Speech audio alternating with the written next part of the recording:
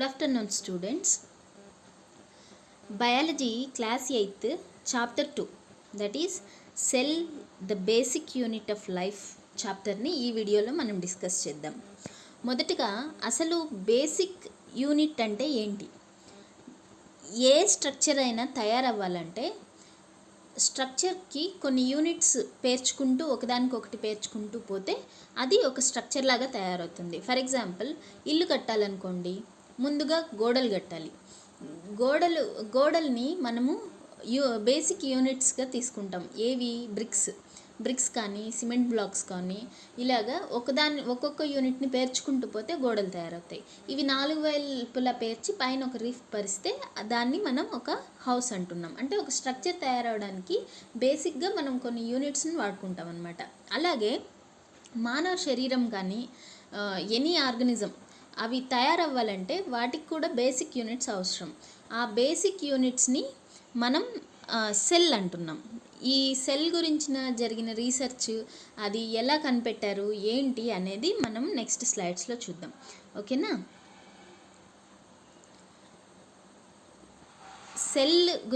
Cell biology గురించి research చేసిన వాళ్ళలో ప్రముఖులు, మొదటగా రీసెర్చ్ చేసిన వాళ్ళు ఎమినెంట్ సెల్ బయాలజిస్టులు ఎవరు అంటే ఆథనీషియస్ కిర్చర్. ఈయన మొదట్లోనే ప్లేగ్ వచ్చిన పేషెంట్స్ ఉంటారు కదా, వాళ్ళ బ్లడ్ సెల్స్ని గమనించాడు. ఆర్బీసీస్ని గమనించి అతనే తయారు చేసుకున్న లెన్స్లో దాన్ని గమనించి దాని స్ట్రక్చర్ని డెవలప్ చేశాడనమాట. తర్వాత జాన్ స్వామర్డామ్, ఈయన కూడా బేసిక్గా మన శరీరం దేంతో తయారైంది అనే దాని మీద కొంచెం రీసెర్చ్ చేశారు. తర్వాత యాంటోనీ వాన్ లీవెన్హుక్, ఈయన సెల్ బయాలజీకి చేసిన కాంట్రిబ్యూషన్ చెప్పుకోదగింది. యాంటోనీ వాన్ లీవెన్హుక్ సొంతంగా మైక్రో గ్లాసెస్ తయారు చేసుకునేవాళ్ళు. యాక్చువల్గా సెల్స్ అనేవి మన కంటికి కనిపించవు, కాబట్టి మనం ఏం చేస్తామంటే పవర్ఫుల్ మైక్రోస్కోప్ని ఉపయోగించి ఆ సెల్ స్ట్రక్చర్స్ని చూస్తాం. సెల్సే కాదు, most of the micro organisms, viruses కానీ ఇవేం కంటికి కనిపించవు. కాబట్టి we need some instrument, that is microscope, to observe this minute things. తర్వాత Robert Hooke first time living సెల్స్ని మైక్రోస్కోప్ కింద అబ్జర్వ్ చేయగలిగారనమాట. ఆయన రాసిన మైక్రోగ్రఫీ అనే పుస్తకంలో తన అబ్జర్వేషన్స్ అన్నీ రికార్డ్ చేసి డీటెయిల్డ్గా రాసి పెట్టారు. ఓకే, తర్వాత యాంటోనీ వాన్ లీవెన్హుక్ కాంట్రిబ్యూషన్స్ గురించి మనం తెలుసుకుందాం. యాంటోనీ వాన్ లీవెన్హుక్ ఫస్ట్ టైం ఏం చేశారంటే 1674లో పాండ్ వాటర్ ఉంటాయి కదా, దాంట్లో ఒక డ్రాప్ తీసుకొచ్చి మైక్రోస్కోప్ తనే తయారు చేసుకున్న లెన్స్, పవర్ఫుల్ మ్యాగ్నిఫైయింగ్ లెన్స్ కింద ఒక డ్రాప్ ఆఫ్ వాటర్ వేసి గమనించారు. ఆయన అక్కడ వండర్ఫుల్ విషయాలన్నీ తెలుసుకున్నారు. ఏంటి అంటే లివింగ్ సెల్స్, బతికున్న సెల్స్ని ఆయన ఫస్ట్ టైం గమనించారు. ఆయన బ్యాక్టీరియాని, ఈస్ట్, ప్రోటోజోవా, ఆర్బీసీస్, ఇంకా డ్రాప్ ఆఫ్ వాటర్లో ఉండే పారమీషియము, అమీబా ఇలాంటి ప్రోటోజోవన్ పారాసైట్స్ అన్నిటినీ గమనించగలిగారు. ఆయన అబ్జర్వ్ చేసినవన్నీ ఆయన పుస్తకంలో డీటెయిల్డ్గా రికార్డ్ చేసి అబ్జర్వేషన్స్ క్యారీ అవుట్ చేశారనమాట. తర్వాత అసలు సెల్ అనేది ఎవరు డిస్కవర్ చేశారు అంటే ఆ క్రెడిట్ అంతా రాబర్ట్ హుక్ గారికి పోతుంది. రాబర్ట్ హుక్ 1665 సంవత్సరంలో తను తయారు చేసుకున్న మైక్రోస్కోప్, ఇక్కడ చూడండి, ఒక ఆయిల్ ల్యాంప్, వాటర్ ఫ్లాస్క్, ఇలా సింపుల్ స్ట్రక్చర్స్తో ఆయన ఒక మైక్రోస్కోప్ని తయారు చేసుకున్నాడు. తన మైక్రోస్కోప్ స్ట్రక్చర్ చూస్తే ఇక్కడ ఒక ఆబ్జెక్టివ్ లెన్స్ పెట్టాడు, ఇక్కడ ఒక ఐపీస్ ఉంటుంది, మధ్యలో బ్యారెల్ ఉంటుంది, బ్యారెల్లో మనము ఫోకసింగ్ నాబ్ కూడా ఏర్పాటు చేసుకున్నాడు. మనం అక్కడ చిన్న శాంపుల్ స్పెసిమెన్ని పెట్టినప్పుడు మనకి క్లియర్గా కనిపిస్తుంది. ఇంకొకసారి డీటెయిల్డ్గా చూద్దాం.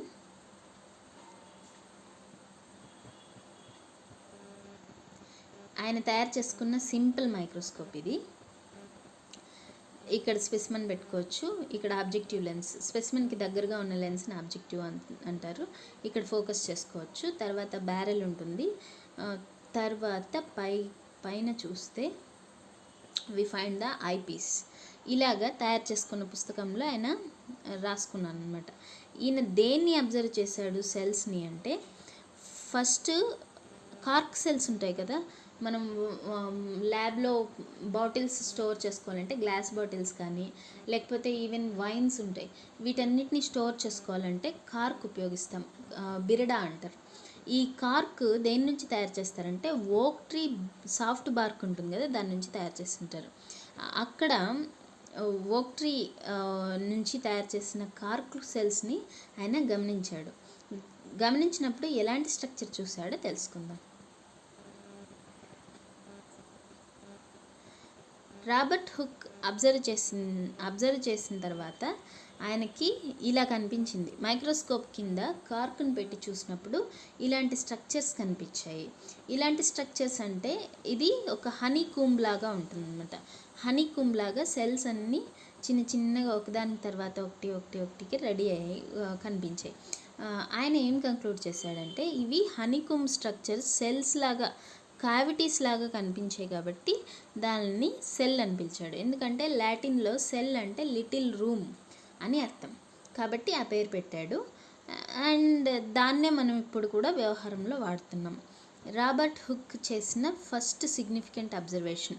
ఇక్కడ మనం గమనించాల్సింది ఏమంటే రాబర్ట్ హుక్ ఫస్ట్ డెడ్ సెల్స్ని గమనించాడు, కానీ Antony van లీవెన్ hook first living సెల్స్ని గమనించారు. Antony van లీవెన్ hook living cells గమనిస్తే రాబర్ట్ హుక్ డెడ్ సెల్స్ని గమనించారు. కాకపోతే సెల్ అనే పేరు ఇచ్చిన క్రెడిట్ మాత్రం ఎవరికి దక్కుతుంది? రాబర్ట్ హుక్కి దక్కుతుంది. ఓకేనా. నెక్స్ట్ మనం రాబర్ట్ హుక్ అబ్జర్వ్ చేసిన సెల్స్ లాంటివే కొన్ని సెల్స్ని అబ్జర్వ్ చేద్దాం. డెడ్ సెల్స్ని. డెడ్ సెల్స్ యాక్చువల్గా కార్క్ మనకు దొరకదు కాబట్టి we can take match stick ఒకటి తీసుకొని, మ్యాచ్ స్టిక్ ఉంటుంది కదా, ఈ పైన నాబ్ దాన్ని రిమూవ్ చేసేసి కింద వుడెన్ పార్ట్ ఉంటుంది కదా, వుడెన్ పార్ట్ అంటే ఇది ఖచ్చితంగా ప్లాంట్ నుంచే తయారై ఉంటుంది.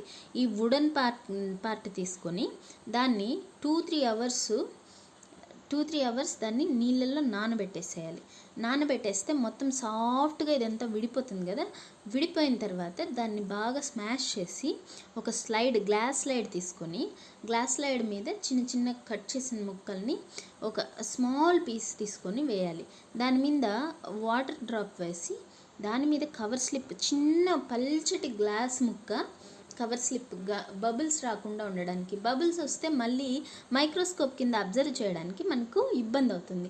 కాబట్టి బబుల్స్ రాకుండా అవాయిడ్ చేస్తూ కేర్ఫుల్గా ఆ డ్రాప్ని కవర్ చేసేసి మైక్రోస్కోప్ ఇక్కడ ప్లాట్ఫామ్ ఉంది కదా, ఈ ప్లాట్ఫామ్ మీద పెట్టి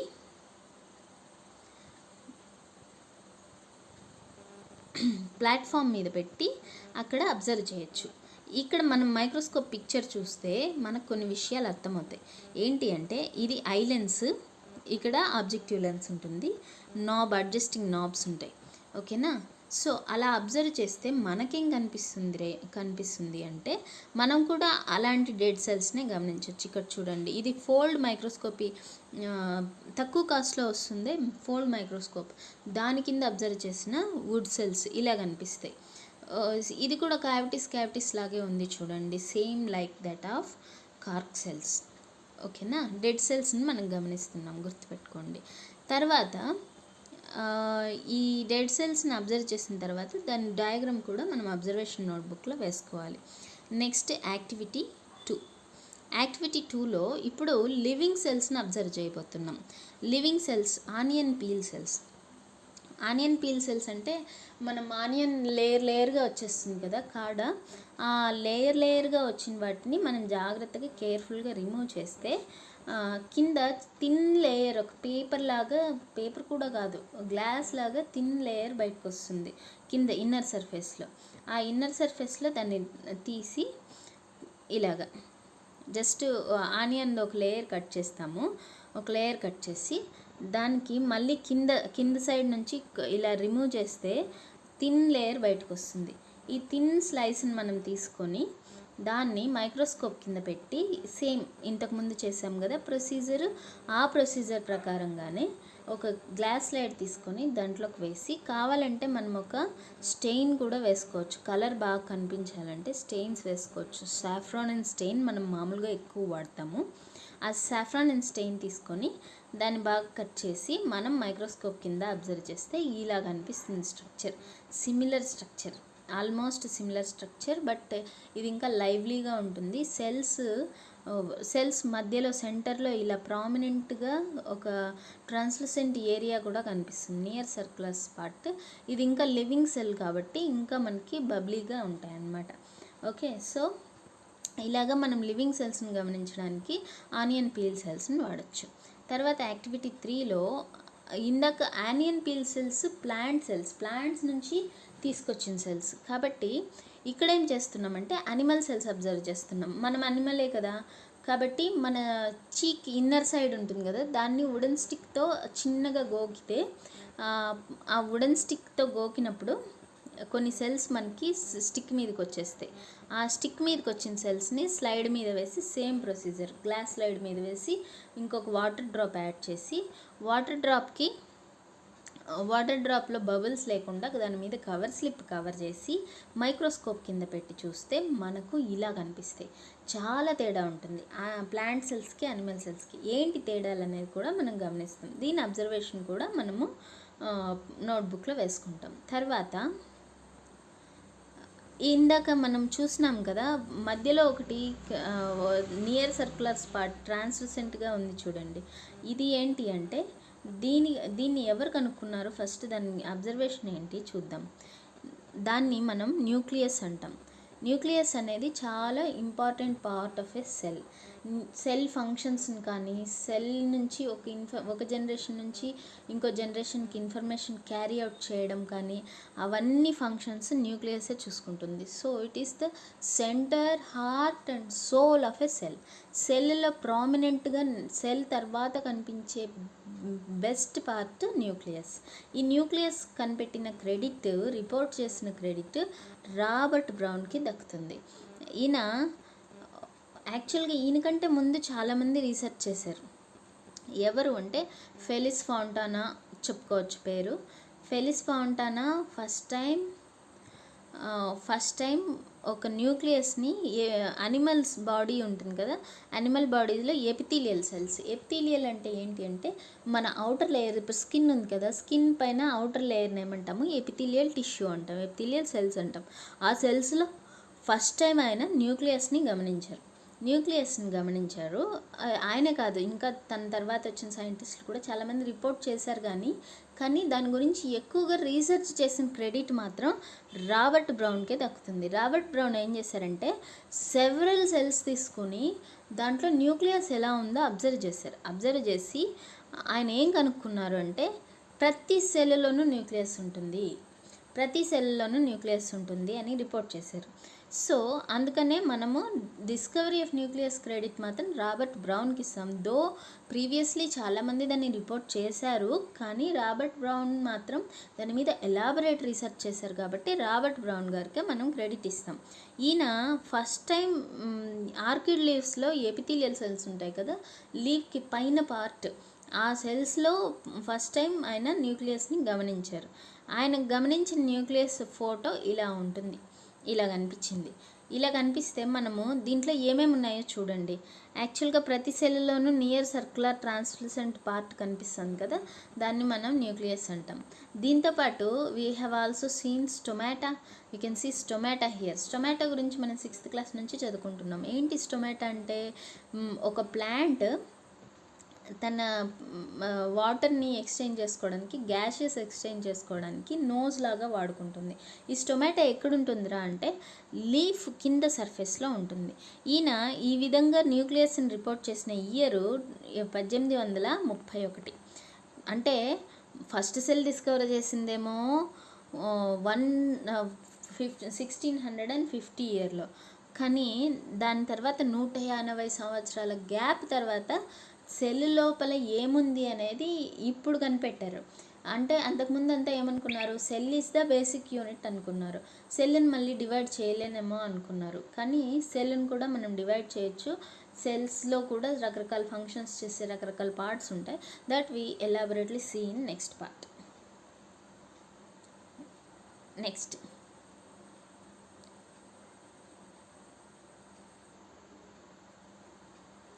next observation of nucleus in onion peel cells. Onion peel సెల్స్లో న్యూక్లియస్ అబ్జర్వ్ చేద్దాం. ఇప్పుడు స్టెయిన్ అవసరం, ఎందుకంటే స్టెయిన్ ఇంతకుముందు అంతా ఆప్షనల్గా వాడుకున్నాం, కానీ ఇప్పుడు ఖచ్చితంగా చూడాలి. ఎందుకంటే న్యూక్లియస్ అనేది కొంచెం థిక్ పార్ట్ కాబట్టి న్యూక్లియస్ కనిపించాలి అంటే ఖచ్చితంగా మనం స్టెయిన్ వాడాల్సి వస్తుంది. ఇక్కడ మామూలుగా మనం ల్యాబ్లో మెథిలిన్ బ్లూ కానీ సాఫ్రానిన్ కానీ వాడతాము. Same procedure. ఏంటి అంటే ఒక స్లైడ్ తీసుకుని ఆనియన్ పీల్ ఎలా తీయాలో తెలుసుకున్నాం కదా, అలా ఆనియన్ పీల్ రిమూవ్ చేసి దాంట్లో చిన్న పార్ట్ బ్లేడ్తో కట్ చేసి దాన్ని నీట్గా గ్లాస్ స్లైడ్ మీద పరిచి దాంట్లో ఇంకొక డ్రాప్ గ్లిజరిన్ వేసిన, గ్లిజరిన్ అయితే డ్రై కాకుండా ఉంటుంది, అది ఎండిపోకుండా ఉంటుందన్నమాట. గ్లిజరిన్ అయితే ఎండిపోకుండా ఉంటుంది కాబట్టి మనం గ్లిజరిన్ యాడ్ చేసి సేమ్ కవర్ స్లిప్ యాడ్ చేసి దాన్ని మైక్రోస్కోప్ కింద అబ్జర్వ్ చేస్తే సెల్స్ ఇలా కనిపిస్తాయి. దీంట్లో న్యూక్లియస్ చూడండి, ప్రామినెంట్ స్ట్రక్చర్గా బ్లూ కలర్లో, మెథిలిన్ బ్లూ కాబట్టి బ్లూ కలర్ ఉంటుంది, సాఫ్రానిన్ అయితే పర్పుల్ కలర్లోకి వస్తుంది. అలా మనం సెల్స్ని అబ్జర్వ్ చేయొచ్చు. తర్వాత న్యూక్లియస్ ఇన్ చీక్ సెల్స్. ఓకే, ఇందాక ఆనియన్ పీల్ సెల్స్లో గమనించాం కాబట్టి ఇప్పుడు చీక్ సెల్స్లో చూద్దాం. చీక్ సెల్స్ కూడా సేమ్ ప్రొసీజర్, కాకపోతే అవి అనిమల్ సెల్స్ కాబట్టి సెల్స్ డివైడెడ్గా దూరంగా కనిపిస్తాయి, రిజిడ్ స్ట్రక్చర్స్గా కనిపించవు. ఇక్కడ కూడా సెల్లో మధ్యలో ప్రామినెంట్గా ఒక కలర్ ఉంది చూడండి, న్యూక్లియస్. తర్వాత దానికి సెల్ మెంబ్రేన్ కనిపిస్తుంది, సైటోప్లాజం ఉంటుంది, న్యూక్లియస్ ఉంటుంది. ఓకే, సో నెక్స్ట్ 2 సెల్స్లో, అనిమల్ సెల్స్లోను ప్లాంట్ సెల్స్లోను బోత్ మనం చూసాం కదా. ఇప్పుడు అనిమల్ సెల్స్ని ప్లాంట్ సెల్స్ని కంపేర్ చేద్దాం. కంపేర్ చేసి చూస్తే మనకు అర్థమయ్యేది 2 విషయాలు. ఒకటి, ఇవి చాలా రిజిడ్గా ఉంటాయి స్ట్రక్చర్లు. ఎందుకంటే ఒక సెల్ చుట్టూ సెల్ మెంబ్రేన్ కాదు, దాని చుట్టూ మనకి ఈవెన్ సెల్ వాల్ అనేది ఉంటుంది. సెల్ వాల్ ప్లాంట్స్లో ఉంటుంది, యానిమల్స్లో ఉండదు. సెల్ వాల్ ప్లాంట్స్లో ఉంటుంది, యానిమల్స్లో ఉండదు. కాబట్టి ప్లాంట్ సెల్స్ బాగా రిజిడ్గా ఉంటాయి. ప్లాంట్స్కి ఎప్పుడు బోన్స్ లాంటి స్ట్రక్చర్స్ ఏవి ఉండవు, సెల్లే రిజిడ్గా ఉంటుంది. కాబట్టి ప్లాంట్ ఏకంగా స్కెలిటల్ సిస్టమ్ లేకుండానే స్ట్రాంగ్గా పెరుగుతుంది. అదే యానిమల్స్ అయితే మనం స్కెలిటల్ సిస్టమ్ లేదనుకోండి, బోన్స్ అనేవి లేవనుకోండి, మన శరీరం ఎలా ఉంటుందో ఇమాజిన్ చేసుకోండి. ఫ్లెష్ కేవలం ఒక ముద్ద మాదిరి ఉంటుంది. ఎందుకంటే మెయిన్ డ్రాబ్యాక్ ఏంటి అంటే మనకు సెల్ వాల్ లేదు, డైరెక్ట్గా థిన్ సెల్ మెంబ్రేన్ ఉంటుంది. కాబట్టి ఆ సెల్ మెంబ్రేన్ని బట్టి స్ట్రక్చర్ డిసైడ్ అవుతుంది. సాఫ్ట్గా ఉంటుంది, అనిమల్ టిష్యూ సాఫ్ట్గా ఉంటుంది, ప్లాంట్ టిష్యూ హార్డ్గా ఉంటుంది. ఓకేనా, ఇది మేజర్ డిఫరెన్స్. తర్వాత న్యూక్లియస్ అనిమల్స్లో సెంటర్లో ఉంటుంది, ఇప్పుడు ఆల్మోస్ట్ సెంటర్లో ఉంటుంది. ప్లాంట్స్లో మాత్రం సెంటర్ కాదు, సమ్వేర్ అరౌండ్ ఒక మూల లాగా ఉంటుంది. తర్వాత ప్లాంట్ అండ్ అనిమల్ సెల్స్లో ఇంకా చాలా డిఫరెన్సెస్ ఉన్నాయి, that we are going to see in next part. See ఇక్కడ చాలా ఎలాబరేటెడ్గా ఇచ్చారు ప్లాంట్ సెల్స్కి, అనిమల్ సెల్స్కి. ఖచ్చితంగా ఇది ఒక పార్ట్ రావచ్చు, మీకు ఎగ్జామ్కి కూడా రావచ్చు. చూడండి, ప్లాంట్ సెల్కి అనిమల్ సెల్స్కి డిఫరెన్స్ ఏంటి అంటే ఆల్మోస్ట్ అన్ని స్ట్రక్చర్స్ సిమిలర్గా ఉంటాయి.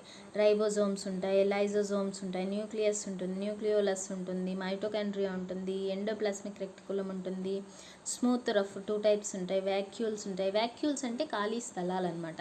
ఈ వ్యాక్యూల్స్ ప్లాంట్ సెల్స్లో పెద్దగా ఉంటాయి, యానిమల్ సెల్స్లో చిన్నగా ఉంటాయి. ఎందుకంటే plant cells already rigid structure కాబట్టి దాన్ని బట్టి వ్యాక్యూల్స్ అడ్జస్ట్ అవుతాయి. యానిమల్ సెల్స్లో మాత్రం స్మాల్ వ్యాక్యూల్స్ ఉంటాయి యాజ్ పర్ ద పర్పస్. తర్వాత పెరాక్సిజోమ్స్ ఉంటాయి, గాల్జీ అపెరటస్ ఉంటుంది, cell membrane common, cell wall ఉంటుంది, సెల్ లోపల మళ్ళీ మెంబ్రెయిన్ కూడా ఉంటుంది, ఇంపార్టెంట్. తర్వాత సైటోప్లాజం ఉంటుంది. సైటోప్లాజం అనేది jelly like substance, it is present all around the cell between nucleus and cell membrane. ఓకేనా, తర్వాత అందులో లేనిది ప్లాంట్ సెల్స్లో ఉన్నది ఏంట్రా అంటే chloroplast, amyloplast and cell wall. ఇక్కడ ప్లాంట్ సెల్స్లో ఉన్నవి లేనివి, అనిమల్ సెల్స్లో ఉన్నవి ఏంటి అంటే మైక్రోట్యూబ్యూల్స్ అండ్ సెంట్రియోల్స్. ఇలాగా there is a large difference between plant and animal cells. Next, okay, టిపికల్గా ఒక సెల్లో ఏమేమి స్ట్రక్చర్స్ ఉంటాయో చూద్దాం. ఫస్ట్ సెల్ పార్ట్స్ ఏంటివి అంటే structure of a typical cell తీసుకుంటే సెల్లో ఖచ్చితంగా సెల్ని బౌండరీ అనేది ఉంటుంది. ఆ బౌండరీ పేరు సెల్ మెంబ్రెయిన్. ఆ బౌండరీ పేరు ఏంటి? Cell membrane. సెల్ మెంబ్రెయిన్ అనేది ఉంటుంది. తర్వాత ఎండోప్లాస్మిక్ రెక్టికులం, తర్వాత మైటోకాండ్రియా ఇవన్నీ సెల్ ఆర్గనెల్స్. ఈ జెల్లీ లైక్ సబ్స్టెన్స్ ఉంటుంది సెల్ మెంబ్రెయిన్కి ప్లస్ న్యూక్లియస్కి మధ్యలో ఉండే ఈ మెటీరియల్ అంతా మనం సైటోప్లాజం అంటాం, జెల్ లైక్ సబ్స్టెన్స్. తర్వాత ఈ జెల్ లైక్ సబ్స్టెన్స్లో ఫ్లోట్ అవుతూ ఉంటాయి గ్రాన్యూల్స్ లాగా.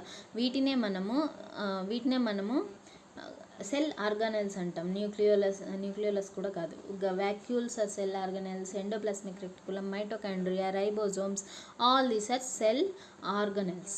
ఓకే, తర్వాత సెల్ పార్ట్స్ ఏంటో చూద్దాం. Cell membrane, boundary of a cell, cell wall, rigid structure surrounding plant cells only. తర్వాత